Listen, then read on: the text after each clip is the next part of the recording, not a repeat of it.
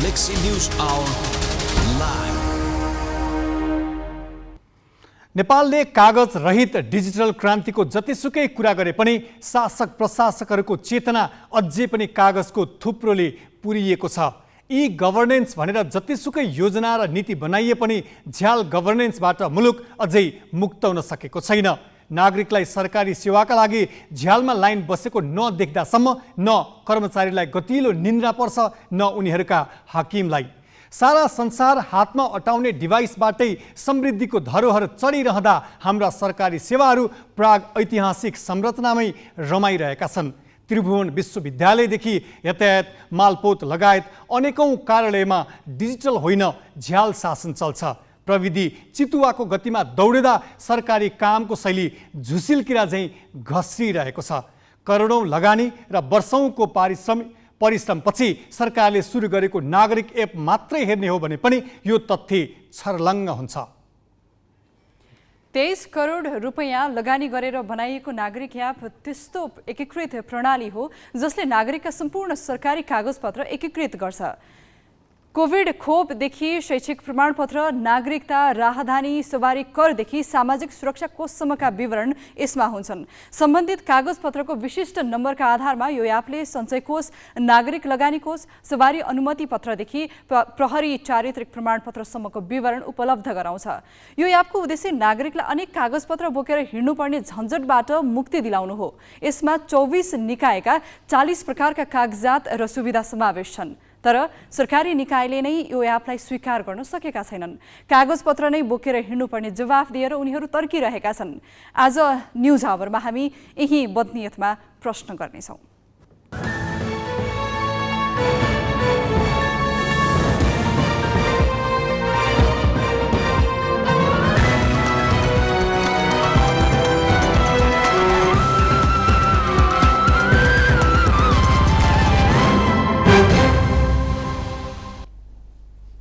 नमस्कार, यो हो ग्यालेक्सी न्युज आवर। अब हेडलाइन्स।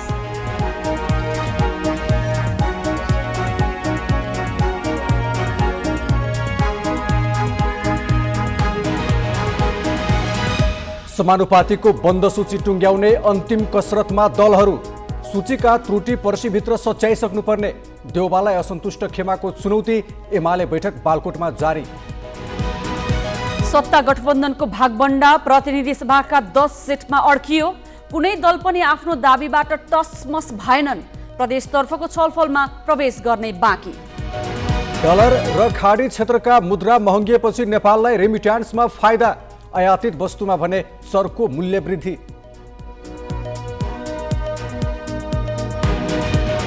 बीस वर्ष कैद तोकिएकी म्यानमारकी नेत्री सूची अर्को मुद्दामा पनि दोषी ठहर। सैन्य सरकारले लगाएका सबै आरोप ठहर भए। कैद अवधि 200 वर्ष नाग्ने।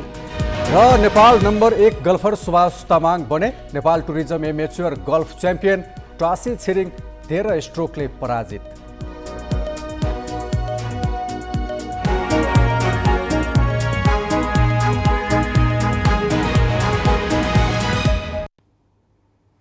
समानुपातिक प्रणालीतर्फ राजनीतिक दलहरूले निर्वाचन आयोगमा बुझाएको उम्मेद्वारको बन्द सूचीका त्रुटि सच्याउन पर्सि असोज 16 सम्मको समय सीमा छ।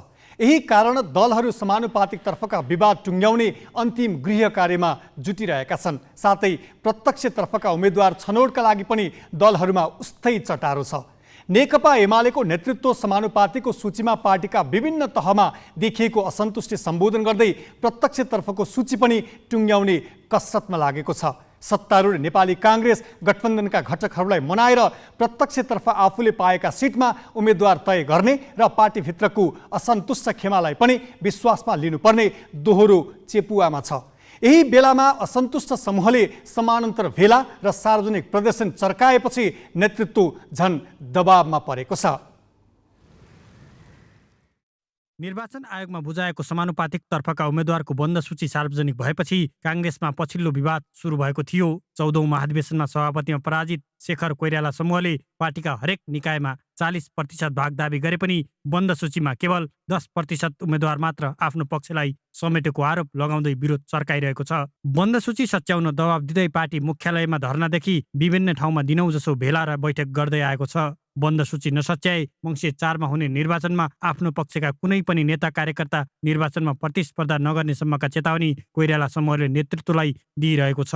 शेरबाजी सबैको सभापति उहाँले न्यायपूर्ण ढङ्गबाट उहाँले हिजो प्रतिपक्षमा हुँदाखेरि जुन न्यायको निम्ति भागभन्डा 40% भनिराख्नु भएको छ, हामीले त्यही कुरा अहिले भनिरहेछौँ। र त्यसमा पनि अझ म त के भन्छु भने यदि योग्य र उपयुक्त पात्र हो भने व्यक्ति व्यक्तिको विषय छलफल गरौँ। जो जुनसुकै पक्ष भयो भने त्यो काङ्ग्रेस हो। 3 चरण भनेकै छौँ नि हामीले, विनम्रताको चरण, विरोधको चरण र त्यसपछि चाहिँ विद्रोहको चरण हामीले भनेकै छौँ। र अब सभापतिज्यूले अन्तिम आश्वासन दिनुभएको छ, यसलाई चाहिँ करेक्सन हामी गर्छौँ, यसलाई सच्याउँछौँ भनेर उहाँले भन्नुभएकै छ। आखिर हामीले बाटो हेर्ने उहाँकै हो, बाटो हेर्ने सभापतिकै हो, बाटो हेर्ने नेताहरूकै हो, कार्यकर्ताले होइन, पार्टीको मूल्य हो, अभिभावक हो। उहाँलाई त अन्तिमसम्म त पर्खिनु पर्यो, हेर्नु पर्यो, विश्वास गर्नु पर्यो। अब भएन भने त्यसपछि हामीले जे गर्छौँ सँगै बसेर गर्छौँ। सत्ता गठबन्धनसँग तालमेल गर्दै मङ्सिर 4 को निर्वाचनमा प्रतिस्पर्धा गर्ने निर्णय गरेको काङ्ग्रेसमा आन्तरिक किचोलो बढ्दै गएपछि गठबन्धन नै असफल पार्ने सम्मको चेतावनी इतर पक्षका नेता तथा कार्यकर्ताले दिइरहेका छन्। शेखर कोइराला मात्र नभई पार्टी महामन्त्री गगन थापासम्मका असन्तुष्टिले परिस्थिति सम्हाल्नै नसक्ने दिशातिर अगाडि बढ्ने त होइन भन्ने सम्मको चिन्ता काङ्ग्रेसमा देखिन्छ। चुनावको मुखमा एक ढिक्का भएर मैदानमा उत्रिनुपर्ने बेला आन्तरिक गचिङ्गल उग्र हुँदै गएपछि संस्थापन पक्षलाई ठूलो टाउको दुखाइ भएको छ। आम सहमतिबाट पदाधिकारी, पूर्व पदाधिकारीहरू, संसदीय बोर्डका सदस्यहरू, आमन्त्रित नेतागण, प्रदेशका पनि सभापतिहरूलाई समावेश गरेर सहमतिबाट प्रदेश सातै प्रदेश छुट्याएर त्यहाँका नेताहरू, अग्रणी नेताहरू सामेल भएर त्यो सूची पेश गरिएको छ। त्यहाँ कतिपय त्रुटिहरू छन्, तर चाहिँ त्यो एउटा पक्षलाई पक्षपोषण गर्ने या अर्को पक्षलाई कमजोर गर्ने हिसाबले त्यस्तो केही पनि भएको छैन। असन्तुष्ट पक्षको चासो कसरी सम्बोधन गर्ने भनेर संस्थापन पक्ष पनि लगातार आन्तरिक छलफलमा छ। सभापति शेरबहादुर देउवाले बिहिबार दिनभर काङ्ग्रेस संसदीय समितिको बैठक राखेका थिए, तर बन्द सूची सच्याउन भनेर राखिएको बैठकमा समितिका सदस्य बाहेक काङ्ग्रेसका अरू केन्द्रीय सदस्य र नेतालाई प्रधानमन्त्री निवास बालुवाटार प्रवेशमा रोक लगाइएको थियो, जसका कारण प्रधानमन्त्री देउबा निकट नेता समेत गेटमै रोकिएका थिए। क्यामेरामा साधुराम लामिछानेका साथ अङ्गराज नेउपाने, ग्यालेक्सी फोके, काठमाडौँ।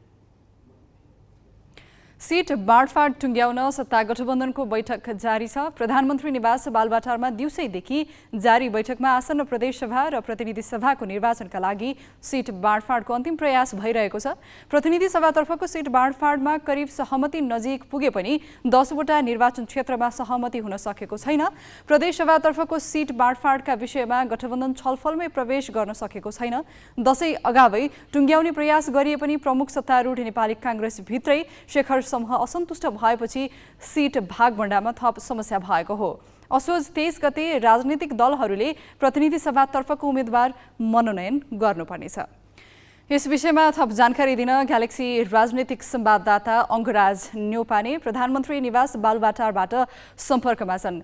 अङ्गराजी, अब काङ्ग्रेस भित्रै सीट बाँडफाँडको किचलो पनि छ, गठबन्धनको भागभण्डा आज दिनभर जस्तो नै चलिरहेको छ, अहिले के भइरहेको छ जानकारी गराइदिनुहोस् न। केही बेर अगाडि मात्र नेपाली काङ्ग्रेस संसदीय समितिको बैठक सिद्धिएको छ। केन्द्रीय संसदीय समितिको बैठकले आज समानुपातिक सूचीलाई सच्याउने अन्तिम निर्णय गर्ने भनिएको थियो, तर 10 घण्टाभन्दा लामो बसेको संसदीय समितिको बैठकले ठोस निर्णय गर्न सकेन।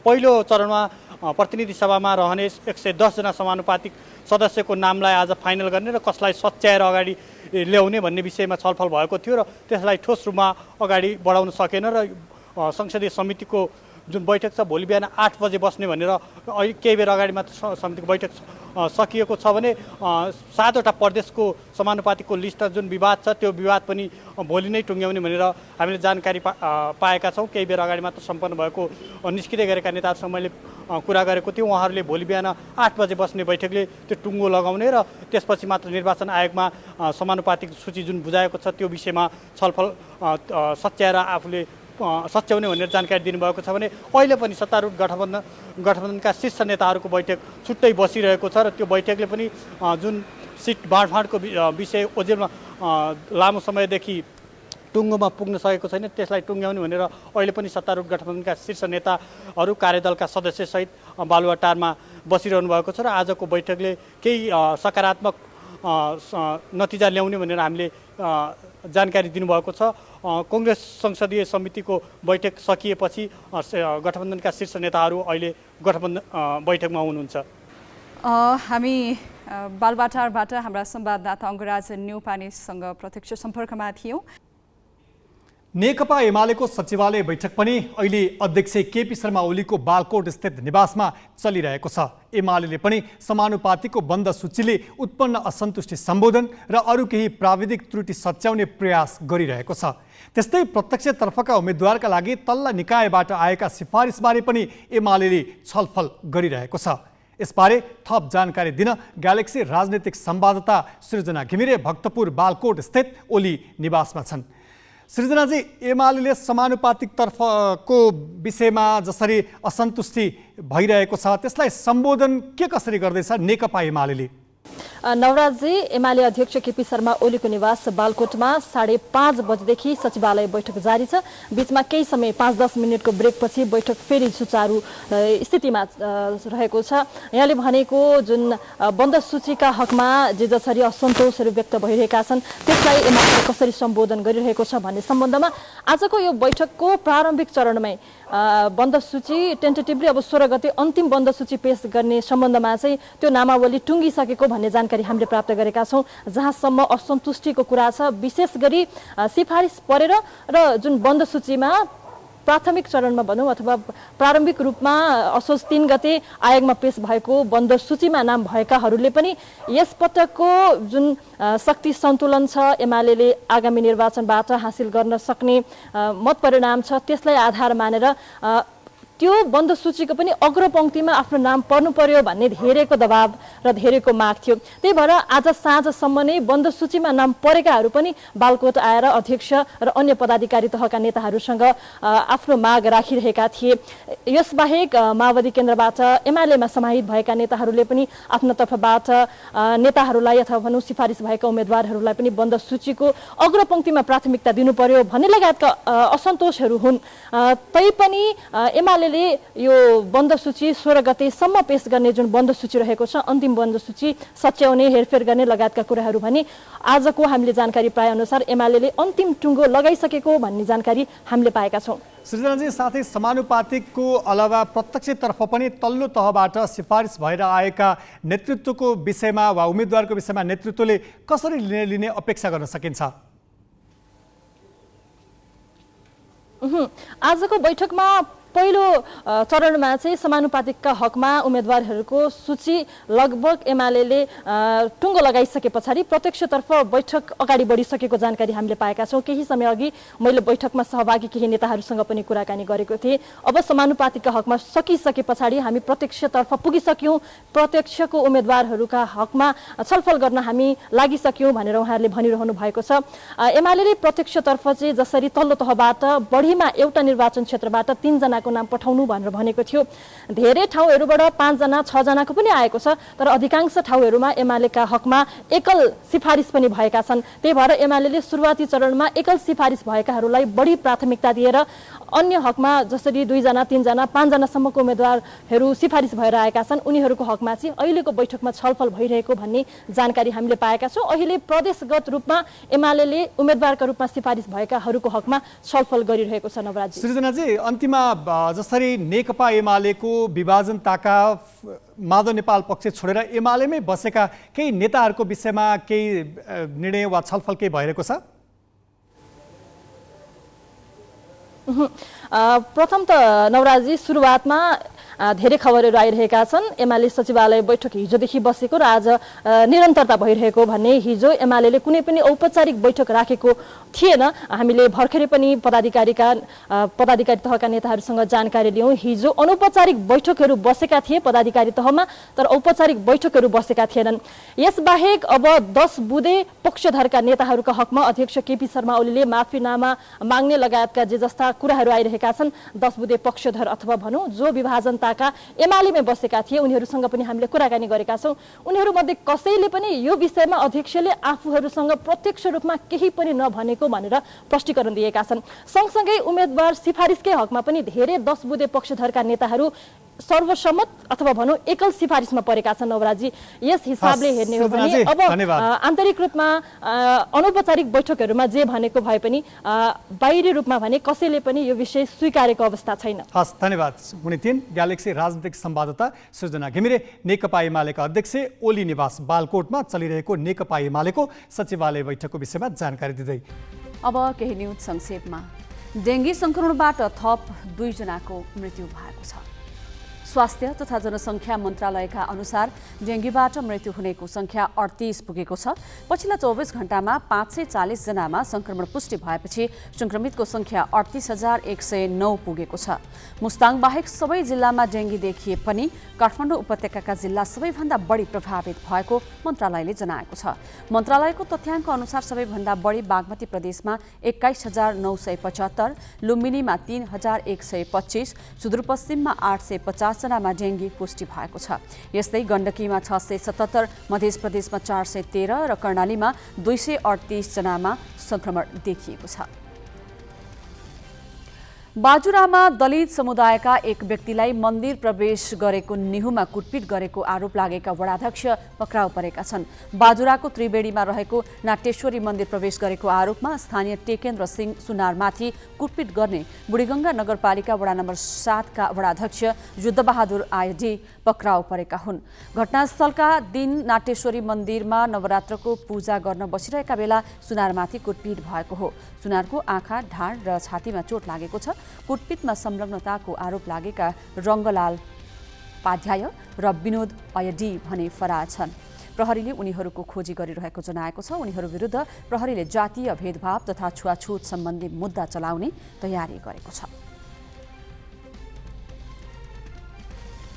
सशस्त्र प्रहरी बल नेपाल एफएफ र भारतको सशस्त्र सीमा बल एसएसबी बीच सम्झौता पत्रमा हस्ताक्षर भएको छ। सीमापार अपराध नियन्त्रण गरी सीमालाई थप सुरक्षित बनाउने दुई देशका सुरक्षा निकायबीच समन्वय र सहकार्य तथा सूचना आदान प्रदान गर्ने विषयमा सम्झौता भएको हो। सशस्त्र प्रहरी बल मुख्यालय हलचोकमा नेपालको तर्फबाट सशस्त्र प्रहरी महानिरीक्षक राजु अर्याल र भारतको सशस्त्र सीमा बलको तर्फबाट महानिर्देशक सुजय लाल थाओसेनले हस्ताक्षर गरेका हुन्। काठमाडौँ महानगरपालिकाले चाडपर्वका बेला फुटपाथमा व्यापार गर्नेका लागि लचिलो हुन नसक्ने स्पष्ट पारेको छ। महानगरपालिकाले आज विज्ञप्ति जारी गरी फुटपाथमा पहिलो अधिकार पैदल यात्रीको हुने जनाएको छ। सडक किनारामा निर्बाध हिँड्न पाउने पैदल यात्रीको अधिकार स्थापित गराउन महानगरले आफ्ना क्रियाकलाप आंशिक रूपमा नभई पूर्ण र दीर्घकालीन रूपमा सञ्चालन गर्ने विज्ञप्तिमा उल्लेख छ। पैदल यात्रीका लागि पर्वका समयमा फुटपाथ अझ बढी आवश्यक पर्ने भएकाले लचिलो हुन नसक्ने महानगरको भनाइ छ।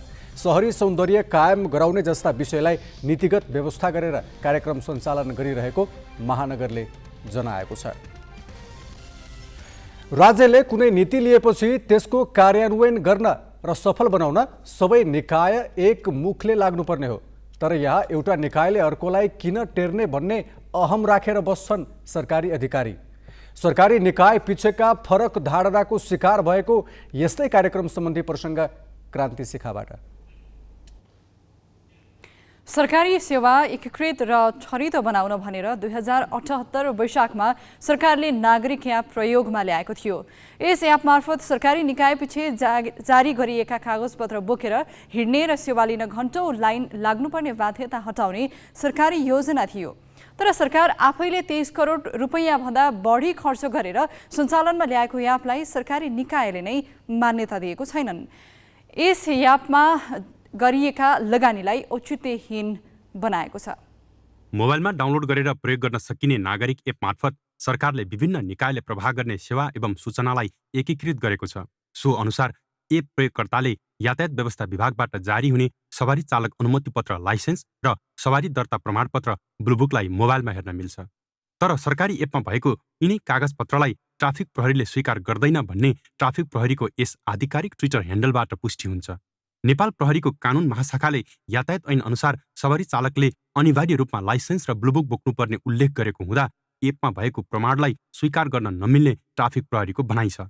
उसको यो तर्क सरकारी योजनालाई ठाडो चुनौती हो। हामी हिजो हो र कम्प्युटरमा त्यस्ता कुराहरू रहन्छन् र अथवा उड्ने हुन् कि अथवा हामी अविश्वास गरिराखेको बेला थियो। अहिले कम्प्युटर नभई नचल्ने अवस्था भइसकेको छ, आइडी नभई नचल्ने अवस्था भइसकेको छ। त्यस कारणले गर्दाखेरि हामी यस्ता विषयहरूलाई चाहिँ क्रमैसँग तालिम दिएर अथवा निर्देशन जारी गरेर अथवा कतिपय अवस्थामा जरिवाना गरेर पनि हामीले कारवाही गरेर पनि यी विषयहरूलाई चाहिँ हामीले एडप्ट गर्नुपर्छ र जनतालाई हामीले सेवा सहज गराउनुपर्छ भन्ने मलाई लागेको छ। नागरिक एपमा नागरिकतादेखि विभिन्न 24वटा सरकारी निकायले जारी गर्ने 40 प्रकारका कागजात र ती सम्बन्धी सुविधा समाविष्ट छन्। तर सरकारले अनिवार्य कार्यान्वयनमा नल्याउँदा ती सबै सुविधा नागरिकले उपयोग गर्न पाएका छैनन्। एपमा भएको डिजिटल भण्डारणलाई सम्बन्धित निकायले नचिन्दा सरकार आफैले अघि सारेको डिजिटल नेपालको अवधारणालाई गिज्याइरहेको छ। नागरिक एप सञ्चालन तथा व्यवस्थापन निर्देशिका 2078 नै जारी भएको छ यसकै लागि भनेर।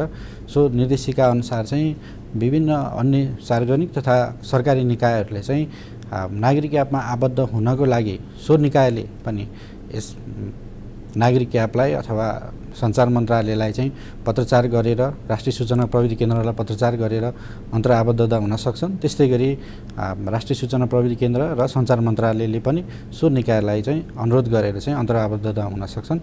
सरकारले 2077 माघ 2 गते अस्थायी अर्थात् बेटा भर्सन र 2078 वैशाख 19 गतेदेखि पूर्ण भर्सनमा एप सार्वजनिक गरी नागरिकलाई प्रयोगका लागि खुल्ला गरेको थियो। 2078 वैशाखमै निजी क्षेत्रको कम्पनी म्याक्स इन्टरनेसनल प्रालीलाई सहायता एवं सुविधा विस्तारका लागि भन्दै 3 वर्षसम्म एप सञ्चालन गर्न 23 करोड रुपैयाँ बजेटमा जिम्मा दिएको छ। हाल यस कम्पनीका 22 र सञ्चार मन्त्रालय अन्तर्गतको राष्ट्रिय सूचना प्रविधि केन्द्रका 5 कर्मचारी सिंहदरबार भित्रैको कार्यालयमा एप सञ्चालन र सेवा विस्तारमा खटेका छन्। तर राहदानी विभाग, गृह मन्त्रालय, सामाजिक सुरक्षा कोष, निर्वाचन आयोग जस्ता निकायले जारी गर्ने कागजात एप प्रयोगकर्ताले सजिलै हेर्न सक्छन् भने अन्तर सरकारी प्रयोजनका लागि यो कागजपत्र बोकेर हिँड्नुपर्ने बाध्यता हट्नुपर्ने हो। तर एपलाई नचिन्ने सरकारी निकायको रवैयाका कारण सरकारले ठूलो खर्च गरेर सञ्चालनमा ल्याएको प्रविधिमाथि गरिएको लगानी औचित्यहीन भएको साबित भएको छ। नागरिक एपले नागरिकलाई मात्रै सहज बनाउँदैन, सेवा प्रवाह गर्ने सरकारी निकायलाई समेत यस एपले सहज बनाउने देखिन्छ। तर जुन अवधारणाका साथ यो नागरिक एप सरकारले सार्वजनिक गर्यो सोही अनुसार सरकारी निकायले नै यस एपबाट सार्वजनिक हुने सेवाहरूलाई चिन्न नसक्दा अहिले नागरिक एपको महत्त्वमाथि नै प्रश्न उठेको छ। क्यामेरामा विष्णु थापाका साथमा मिलन बुढाथोकी, ग्यालेक्सी फोके, काठमाडौँ। नागरिक एप 2078 वैशाखदेखि नै सञ्चालनमा आए पनि पूर्ण रूपमा कार्यान्वयन हुन सकेको छैन। सञ्चार मन्त्रालयको मातहतमा रहने गरी सञ्चालनमा रहेको नागरिक एप किन कार्यान्वयनमा आउन नसकेको भनेर ग्यालेक्सी सहकर्मी मिलन बुढाथोकीले मन्त्रालयका सहसचिव अनिल कुमार दत्तलाई सोधेका छन्। वास्तवमा हामीले के गर्यौँ, एउटा पोर्टल बनाएका छौँ कि यो पोर्टलमा के गरिरहेछ भने नागरिकलाई, कुनै व्यक्ति कुनै नागरिकलाई चाहिने जुन जुन इन्फर्मेसन हुन्छ नि त्यो एउटै चाहिँ प्लेटफर्मबाट देखाउने मात्रै हो क्या, त्यो एउटा माध्यम मात्रै भयो। तर यसको सम्बन्धित एप्लिकेसनहरू सम्बन्धित ठाउँमा कार्यालयमा मात्रै हुन्छ। जस्तै नागरिकताको विवरण नागरिकतासँग नै छ, त्यहाँको सिस्टममा छ, तर हामीले त्यहाँबाट फेच गरेर देखाइदिने मात्रै हो। मतदाता नावलीको फेरि त्यहाँबाट ल्याएर देखाइदिने मात्रै हो। त्यसैले हामीले चाहिँ दिँदाखेरि के गर्छौँ भने उहाँहरूसँग चाहिँ एपिआई लिएका हुन्छौँ, अनि एपिआई थ्रु चाहिँ डाटा चाहिँ तान्छौँ। भनेपछि जुन जुन डाटाहरू, जुन जुन फिल्डहरू हामीले तानेका हुन्छौँ त्यो मात्रै देखाउँछ। त्यसैले अब कुनै बेला कस्तो हुन्छ भने समस्या भनेको त्यहाँको इन्डोमा भनौँ त्यहाँको सर्भरमा केही प्रब्लम छ भने यहाँ देखाउँदैन होला, तर त्यहाँको सर्भरमा समस्या छैन भने यहाँ चाहिँ आउँछ, मजाले आउँछ आफ्नो चाहिँ मोबाइलमा। सरकारी निकायले एक्सेप्ट गरेका हुन्, यसको निर्देशिका नै पास भइसकेको छ।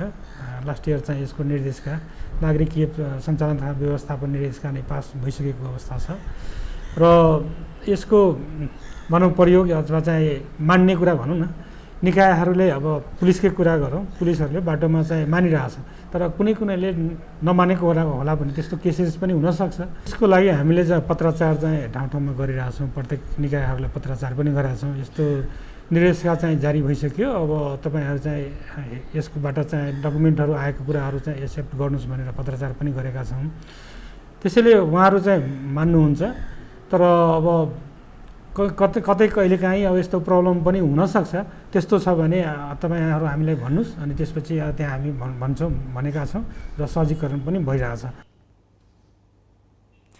विकसित मुलुकमा सवारी चालक अनुमति पत्र लाइसेन्स डिजिटल प्रविधिमा विकास भइसकेको छ। स्मार्ट भनेर छापेका लाइसेन्स चालकलाई हातहातै वितरण गर्न सरकारी निकायले सकेका छैनन्। अब यस्ता लाइसेन्स छापेर हातहातै वितरण गर्नुको सट्टा डिजिटल रूपमै प्रयोगमा ल्याउन सकिने भए पनि सरकारी निकाय बीचकै मतभिन्नताका कारण सम्भव भइरहेको छैन। यातायात व्यवस्था विभागको सबै अभिलेख डिजिटल भण्डारणमा रहने व्यवस्था छ। प्राविधिक रूपमा विभाग डिजिटल लाइसेन्स दिन तम तयार छ। उसका अनुसार सवारी ऐनका केही नीतिगत कुरा परिवर्तन गरे डिजिटल लाइसेन्स दिन समस्या छैन। राज्यलाई चाहिँ हामीले प्रत्येक वर्ष चाहिँ हामीले जति करोडौँ रुपियाँ चाहिँ हामीले खरिद गर्नुपर्छ, त्यो कुरा चाहिँ धेरै मिनिमाइज पनि हुन्छ, सजिलो पनि भयो र हामीलाई पब्लिकलाई एज अ हाम्रो कर्मचारीहरूलाई अथवा देशलाई नै फाइदाको विषय हो। हामीले त तपाईँको सहजता गरिदिने हो। हामीले चाहिँ टेक्नोलोजी चाहिँ कहाँ सहजता गर्नु पर्यो हामी त्यो कुरा गर्न रेडी छौँ र चाहिँ हाम्रो ऐनमा चेन्ज गर्नुपर्छ कि अथवा हाम्रो कार्यविधिमा चेन्ज गर्नुपर्छ कि त्यो कुरा चाहिँ हामीले चेन्ज गर्नुपर्छ यो कार्य गर्नको लागि चाहिँ। हालसम्म यातायात व्यवस्था विभागले 28 लाखभन्दा बढी स्मार्ट कार्ड वितरण गरिसकेको छ। औसतमा एउटा कार्ड छाप्न 124 रुपियाँ राज्यको खर्च छ। यदि डिजिटल लाइसेन्स वितरण गर्ने हो भने चालकलाई कागजपत्र बोक्ने झन्झट सकिन्छ भने राज्यको ठूलो खर्च पनि जोगिन्छ। तर ट्राफिक प्रहरी भने कानुनी समस्या देखाएर डिजिटल लाइसेन्सलाई मान्यता दिन नसकिने बताउँछ। नागरिक एपमा भएको त्यो डकुमेन्टहरूको कुरा छ, त्यो सम्बन्धमा सबै ट्राफिक प्रहरीलाई त्यो सम्बन्धमा जानकारी पनि नहुनु, यसका साथै अहिलेसम्म यो कुरा व्यवहारमा लागू नभइसकेको कारणले गर्दाखेरि केही कठिनाइहरू आएको छ। यसमा अब सम्बन्धित निकायहरूसँग समन्वय भएर फेरि सबै यो टोटली अहिले लागू भइसकेको पनि अवस्था नभएको कारणले गर्दा पनि यसलाई व्यवहारमा लागू गर्न सकिएको छैन। अहिले ट्राफिक प्रहरीले सक्कै कागजपत्र खोज्ने गरेको छ। सरकारी योजनामा डिजिटल नेपालको अवधारणा सार्वजनिक गरिएको छ भने स्मार्ट सेवा विस्तार गर्ने लक्ष्य राखिएको छ। उक्त योजनालाई सार्थक रूप दिन पनि तयारी अवस्थामा रहेका यातायात व्यवस्था विभाग जस्ता निकायको सेवा प्रयोगकर्ता मैत्री बनाउन किन आनाकानी गरिन्छ? यो प्रश्नको जवाफ कुनै निकाय पनि दिन तयार छैनन्। क्यामेरामा योगेश लामाका साथमा मिलन बुढाथोकी, ग्यालेक्सी फोके, काठमाडौँ। एउटा उद्देश्य राखेर राज्यको ठूलो लगानी गरेर कुनै कार्यक्रम ल्याइन्छ, स्रोत साधन खर्च पनि हुन्छ, तर सरकारी निकाय नै एकले अर्कोलाई अटेर र अस्वीकार गर्ने प्रवृत्तिले कार्यक्रम नै असफल भइरहेका छन्। यसबापत दुःख पाउने भने नागरिकले नै हो। अब केही न्युज संक्षेपमा। शक्तिशाली आँधी इयान अमेरिकाको फ्लोरिडाबाट उत्तरतर्फ बढिरहेको छ। 241 किलोमिटर प्रति घण्टा गतिमा दक्षिण पश्चिम फ्लोरिडा पुगेको आँधी उत्तरी राज्यतर्फ बढिरहेको त्यहाँको मौसम विभागले जनाएको छ। Georgia, south Carolina, north Carolina र भर्जिनियामा आपतकाल घोषणा गरेर उद्धारकर्मीलाई तयारी अवस्थामा राखिएको छ। आँधीले फ्लोरिडाको फोर्ट मायर्स तटीय क्षेत्रमा धेरै क्षति पुर्याएको छ। आँधी बिहारीमा डुङ्गा डुब्दा हराइरहेका 23 आप्रवासीको खोजी जारी रहेको जनाइएको छ। फोर्ट मायर्स सहित ली काउन्टीमा कर्फ्यू घोषणा गरिएको छ। सरकारी अधिकारीका अनुसार फ्लोरिडाका 20% भन्दा बढी घर विद्युत विहीन भएका छन्। अमेरिकी उपराष्ट्रपति कमला ह्यारिस र दक्षिण कोरियाली राष्ट्रपति युन सुक योल बीच भेटवार्ता भएको छ। दक्षिण कोरियाको एक दिने भ्रमणका लागि आज त्यहाँ पुगेकी ह्यारिसले योलसँग भेटवार्ता गरेकी हुन्। भेटका क्रममा ह्यारिसले आफ्नो भ्रमण दुई देश बीचको सम्बन्धलाई थप उचाइमा पुर्याउन केन्द्रित भएको बताएको समाचारमा उल्लेख छ। उत्तर कोरियाले छोटो दूरीका 2वटा ब्यालिस्टिक क्षेपणास्त्र परीक्षण गरेको एक दिनपछि ह्यारिस दक्षिण कोरिया पुगेकी हुन्। नवरात्रको चौथो दिन आज कुष्माण्डा देवीको विधिपूर्वक पूजा आराधना गरी मनाइएको छ। कुष्माण्डा देवीलाई सांसारिक दुःख, कष्ट तथा पीडामा शीतलता प्रदान गर्ने देवीको रूपमा पूजा गरिन्छ। कुभिन्डोलाई कुष्माण्डा देवीको प्रतीकको रूप मानेर नवरात्रको चौथो दिन यसको पूजा गर्ने चलन छ। शक्तिपीठ तथा देवी मन्दिरहरूमा आज कुभिन्डोको विधिपूर्वक पूजा गरी त्यसैको बलि समेत चढाउने गरिन्छ। कुष्माण्डाले सुराले भरिएका घडा तथा रगतयुक्त पात्र धारण गर्ने विभिन्न पुराणमा उल्लेख छ। दशैं सम्बन्धी थप प्रसङ्ग नवराज पाण्डेबाट। चाडबाडको मुखमा कर्णालीका पहाडी जिल्लामा सहुलियत मूल्यको चामल अभाव भएको छ। खाद्य व्यवस्थापन तथा व्यापार कम्पनीले समयमै चामल ढुवानी नगर्दा पहाडी क्षेत्रमा चामल अभाव चुलिएको हो। सहुलियत दरको चामल लिन दुर्गम भेगबाट खाद्य डिपो आएकाहरू रित्तिहात फर्किन बाध्य भएका छन्। दैलेख किमु गाउँका 55 वर्षीय धनबहादुर खड्का सहुलियत दरको चामल लिन 300 रुपैयाँ गाडी भाडा तिरेर सदरमुकाम आए। चामलका लागि दिनभर लाइनमा बसे, तर चामल नभएको खबरपछि साँझ उनी रित्तो हात घर फर्किए। आफ्नै बारीमा फलेको तरकारीसँग दशैंमा चामलको भात खाने उनको सपना टुटेपछि धनबहादुरको अनुहारमा एकै पटक निराशा छायो। बजारमा महँगो हुन्छ, अब यहाँ अब चामल पाइएन, त्यो अब के गर्ने, हाम्रो अब टाढाबाट हिँडेर आउनुपर्छ। लगभग अब अटोमा आउँदाखेरि पनि अब 200-250 रुपियाँ लाग्छ, जाँदाखेरि त्यस्तो लाग्छ। अब खर्च हुन्छ, अब आएको बेला अब हामीलाई चाहिएको मसिनो चामल मिल्दैन, यहाँ खाद्यमै चामल आएको छैन। धनबहादुर मात्रै हैनन्, 2-4 केजी चामलको आसमा 2-4 सय नै खर्च गरेर 2-4 घण्टा लामो बाटो तय गर्ने अन्य धेरै रित्ता चामलका डिपोमा राज्य खोज्दै थिए। गाउँपालिका र प्रत्येक नगरपालिकामा एक डिपोहरू अब वर्षक त सधैँको भरि नभए यो दसैँ तिहारको लागि एक-एकवटा गाउँपालिका नगरपालिकामा राखिदिएको भए अब यहाँको चाहिँ एकदम गरिब जनताहरू छन्, अनि यहाँको मान्छेहरू जम्मा भारततिर मात्रै गएर अनि त्यहाँबाट 2-4 पैसा कमाएर आउने चाहिँ प्रक्रिया छ र यसकारण यहाँ पनि यो सहुलियत गराइदिएको भए, त्यो पसलहरू राखिदिएको भए केही राहत हुन्छ। खाद्य व्यवस्थापन तथा व्यापार कम्पनीले चामल ढुवानीका लागि ढिलो गरी टेन्डर आह्वान गरेकाले ग्रामीण क्षेत्रमा चामल पुग्न नसकेको हो। कम्पनीले भने मसिनो चामल अभाव रहे पनि मोटो चामल उपलब्ध रहेको बताएको छ। जिरा चामलको हकमा चाहिँ हामीसँग खाद्यान्न जति स्टक थियो त्यो खाद्यान्न सबैलाई पुगोस् भन्ने हेतुले सुरुमा चाहिँ 2 कट्टा र पछि चाहिँ आउने उपभोक्ताको चापलाई हेरेर 1 कट्टाको दरले उपलब्ध गराएका थियौँ। त्यो अहिले हामीसँग चाहिँ सकिएको छ र चाहिँ यो हाम्रो चाहिँ अब आउने होइन हामीलाई पठाउने शाखाहरूले पठाइदिनुहुन्छ भनेर चाहिँ मैले आश गरेको छु। दैलेखमा वार्षिक 5500 क्विन्टल चामल कोटा रहेकोमा 300 क्विन्टल मात्र ढुवानी भएको थियो। कम्पनीले दशैंका लागि 300 क्विन्टल मसिनो चामल स्टोर गरेको थियो। उक्त चामल सहुलियत दरमा बिक्री सुरु भएको 3 दिनमै सकियो। दैलेखमा मौसम उपयुक्त भएमा 4 महिनालाई पुग्ने मात्रै धान उत्पादन हुन्छ। बाँकी महिनाका लागि बजारबाट खरिद गरी ल्याउनुपर्छ। यसलाई ध्यानमा राखेर सरकारले दुर्गमका बासिन्दालाई डिपो मार्फत सस्तो दरमा चामल बिक्री गर्दै आएको छ। तर चाडबाडकै बेला भने सस्तो दरको चामल पाउन शास्ति छ। वर्षेनी खरिद प्रक्रिया र ढुवानीमा ढिलाइ हुँदा यो समस्या निरन्तर दोहोरिएको छ। ग्यालेक्सी फोकेका लागि दैलेखबाट भक्तबहादुर शाहीको रिपोर्ट। दसैँ संस्कृति मात्र होइन, व्यापार व्यवसाय फस्टाउने समय पनि हो।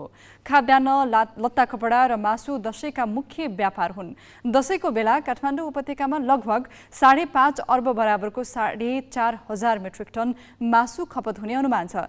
त्यही अनुसार व्यापारीले नेपालको उत्पादनले नपुग्ने भन्दै भारतबाट चौपाया ल्याएका छन्। यस वर्ष उत्पादन र ढुवानीको लागत बढेकाले मासुको मूल्य पनि बढेको छ। दसैँका लागि काठमाडौँ उपत्यकामा 50,000 खसी बोका र च्याङ्ग्रा भित्रिँदैछन्।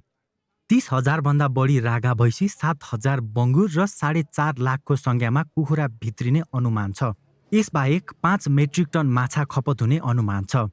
दसैँमा करिब 5 अर्ब 36 करोड मूल्य बराबरको 4,500 मेट्रिक टन मासु खपत हुने अनुमान छ। यसका लागि देशभर र भारतबाट पनि चौपाया ल्याउने क्रम जारी छ। मासुको मूल्य गत वर्ष भन्दा केही महँगिएको छ।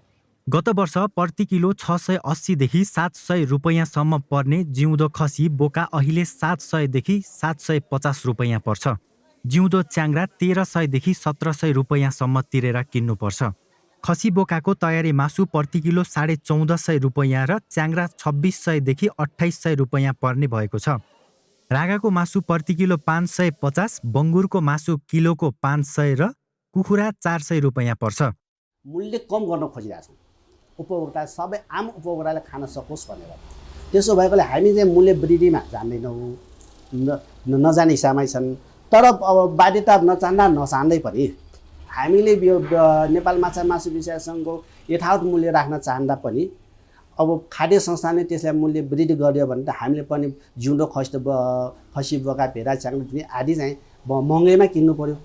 महँगैमा किन्दाखेरि त सस्तोमा बेच्न त सकिँदैन।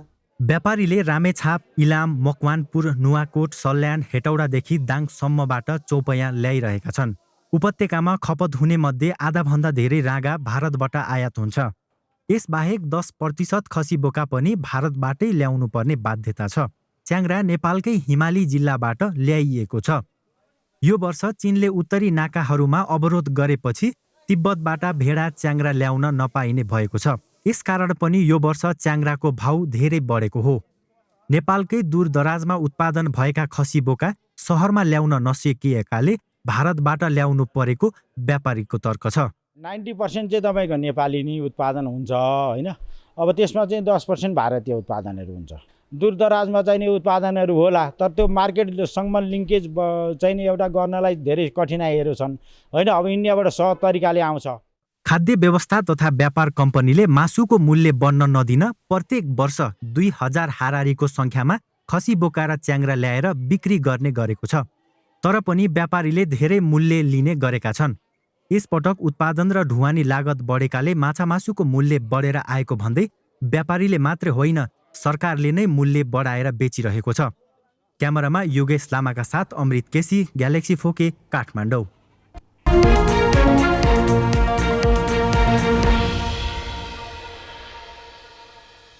दशैं अघि नेप्से परिसूचक 1850 को स्तरमा रोकिएको छ। यो साता नेप्से 22 महिना यताकै न्यून बिन्दुमा झरेको थियो। त्यसपछिका 3 दिनमा 38 अङ्क बढेर आज 1853 अङ्कमा उक्लिएको छ। आज नेप्से 16.29 अङ्कले बढ्यो।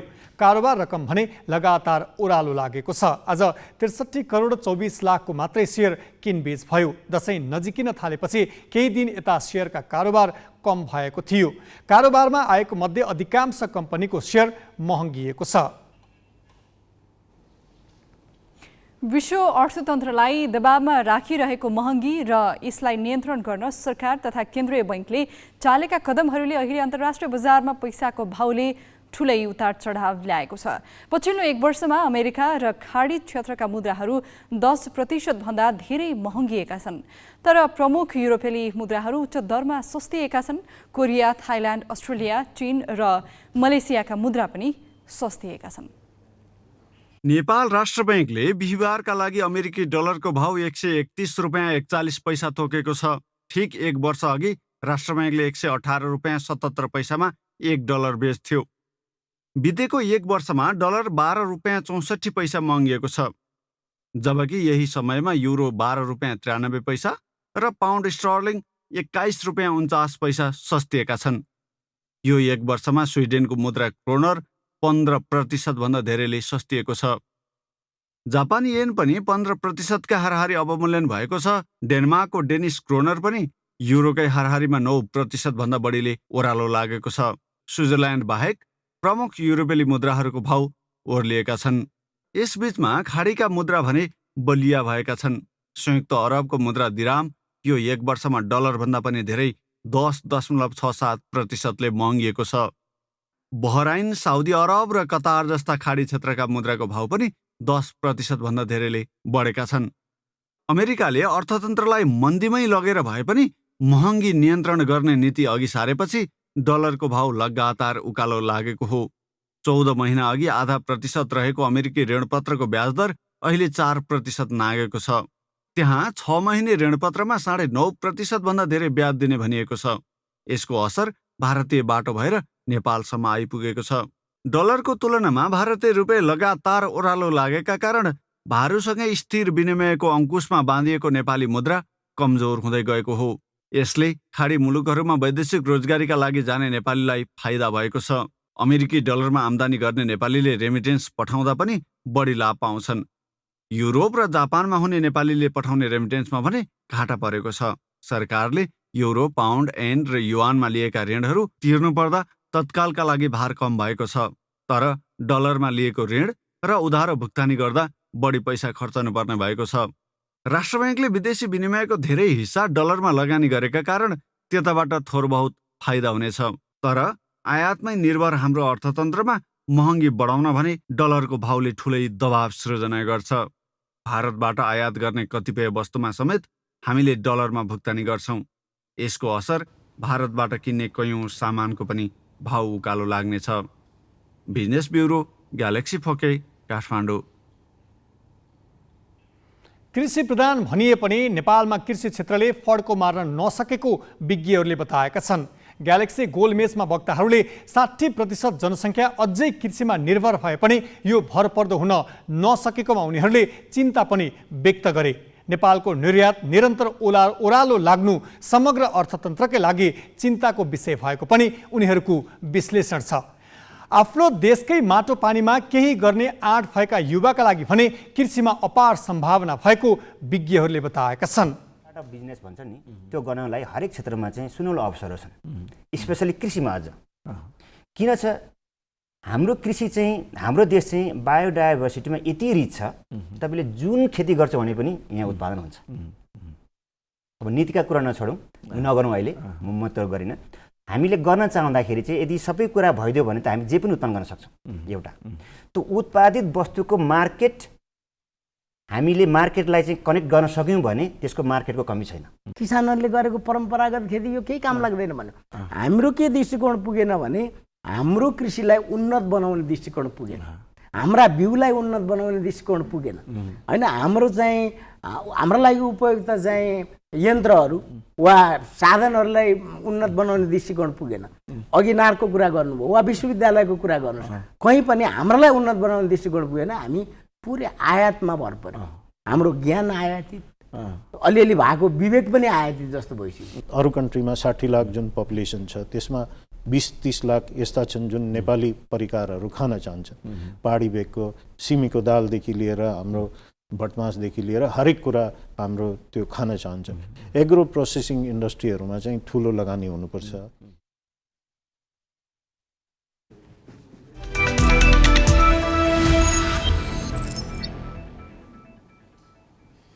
Nepal number 1 golfer Subhash Tamang Nepal tourism amateur golf champion बन्न सफल भएका छन्। अन्तिम दिन 3 अन्डर 69 को स्कोरमा समग्रमा 10 अन्डर 206 को नतिजामा टासी छिरिङलाई 13 स्ट्रोकले हराउँदै उपाधि जितेका हुन्। तरुण शेरदेसाई एकाडेमीमा 3 महिना प्रशिक्षण लिएर फर्किएका सुभाष 54 होलको प्रतियोगितामा 3 दिन शीर्ष स्थानमा रहे। अन्तिम दिन आज उनले फ्रन्ट 9 2 अन्डर 34 मा सकाए। पहिलो, तेस्रो, 7औं र 9औं होलमा बर्डीले सफलता प्राप्त गरे। दोस्रो र 8औं गोलमा 1-1 शट खेर फाले। 11औं होलको बर्डीले फ्रन्ट नाइट 1 अन्डर 35 मा सकाए। दोस्रो भएका टासी छिरिङले आज 1 ओभर 73 को स्कोरमा समग्रमा 3 ओभर 219 सहित दोस्रो भए। उनले फ्रन्ट 9 1 अन्डर 35 मा सकाउने क्रममा तेस्रो होलमा बर्डी प्रहार गरे। यसपछि 14औं र 15औं गोलमा एकाएक शट खेर फाल्दा ब्याक 9 2 ओभर 38 मा पूरा गरे। 5 ओभर 221 सहित वाङचेन ढोन्डुप तेस्रो भए।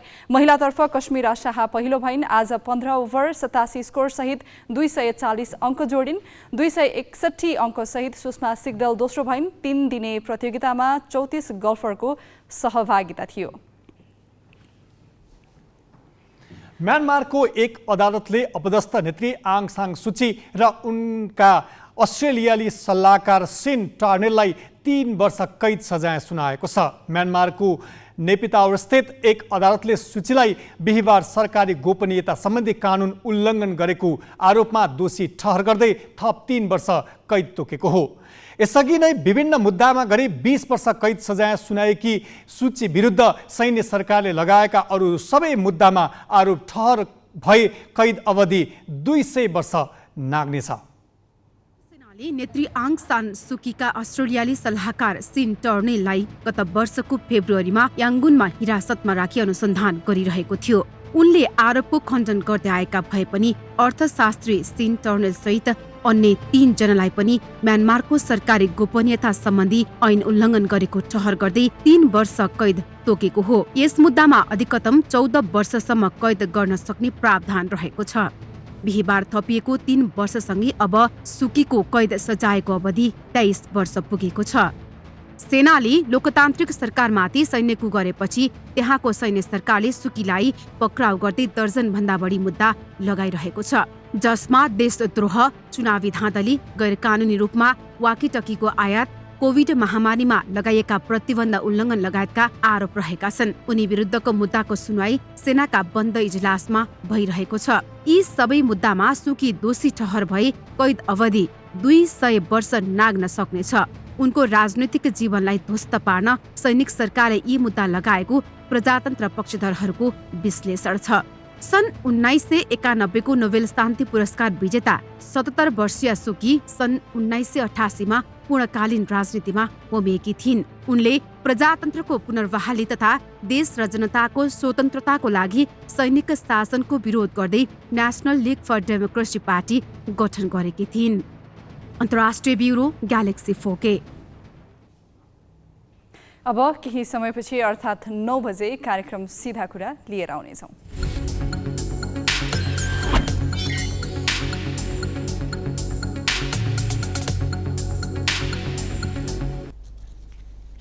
हामी ग्यालेक्सी न्युज आवरको अन्त्यमा छौँ। जाँदा जाँदै हेडलाइन्स।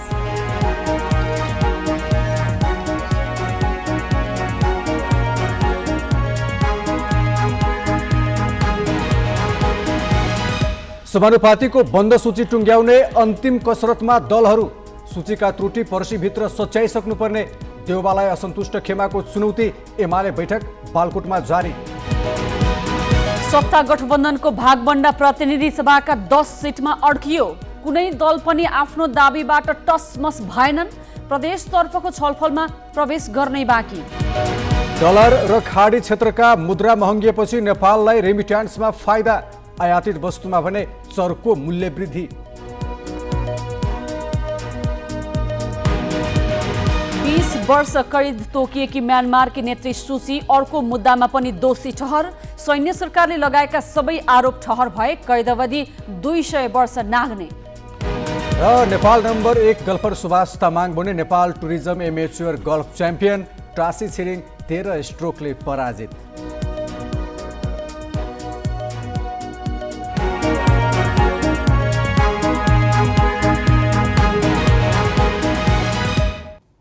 आजलाई ग्यालेक्सी न्युज आवर सकियो। नमस्ते।